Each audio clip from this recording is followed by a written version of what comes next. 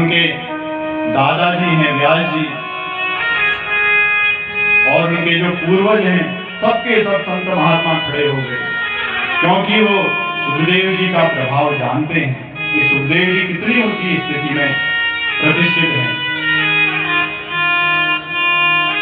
तो सुखदेव जी को आया देखकर जब राजा ने देखा कि सारे संत महात्मा इनको देखकर उड़ गए हैं, तो कोई ना कोई बड़े महात्मा हैं, सिद्ध पुरुष हैं, तो तुरंत उनका आदर सत्कार किया, उन्हें आसन दिया, व्यासपीठ पर श्री सुखदेव जी को बैठाया। और महाराज परीक्षित ने सोचा कि ऐसे संत महात्मा हर किसी के भाग्य में नहीं होते, और ऐसे संत महात्मा ज्यादा कहीं किसी जगह ज्यादा देर टिकते भी नहीं, इसीलिए ज्यादा समय नहीं लेना चाहिए।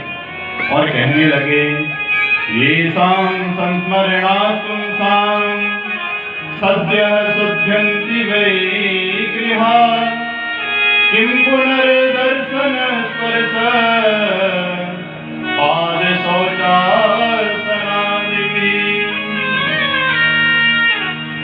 हे महाराज, आपके तो दर्शन ही इतने दुर्लभ होते हैं। आप जैसे महात्माओं के कदम किसी गृहस्थ के घर में पड़ जाएं तो घर ही सारा पवित्र हो जाता है। तो आपके दर्शन की, आपके चरण धोने की और आपसे बात करने की तो कहें ही क्या। जिनसे संत एक बार भी बात कर लेते हैं उनका भाग्य ही बदल जाता है। इसीलिए आज हमारा सौभाग्य है कि आप जैसे विरक्त महात्मा मुझ जैसे पापी गृहस्थ के पास आए। अवश्य ही मेरे पूर्वजों ने भगवान की प्रेममयी भक्ति की होगी, नहीं तो आप जैसे महात्मा किसी की ओर ताकते ही नहीं। मरने वाला व्यक्ति है, उसे क्या करना चाहिए?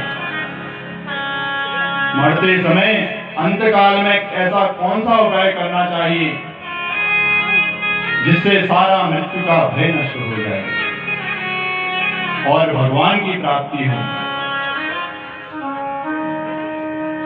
तो श्री सुखदेव जी मुस्कुराने लगे और कहने लगे, वरीयानेस्ते प्रश्न कृतो लोकहितं नृप आत्मवित्सम्मतः पुंसां श्रोतव्या ऋषयः परः। राजन, तुम्हारा प्रश्न बड़ा ही सुंदर है, क्योंकि किसी को घर चाहिए, किसी को नौकरी चाहिए, किसी को पुत्र चाहिए, परंतु एकमात्र मैंने अपने जीवन में तुम्हें ही देखा जो केवल अपने कल्याण की बात पूछना चाहता है। राजन, तुम्हें तो 7 दिन का श्राप लगा है, 7वें दिन तुम्हारी मृत्यु होने वाली है। इतना घबराने की आवश्यकता नहीं है, तुम्हारे पास तो 7 दिन है।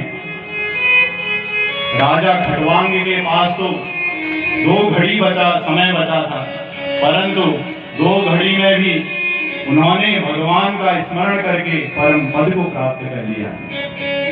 सुखदेव जी कहते हैं, चिंता न करो राजन, 7 दिन बाकी अभी,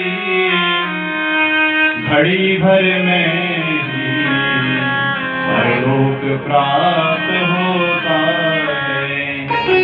खटवांग जैसे राजा का परलोक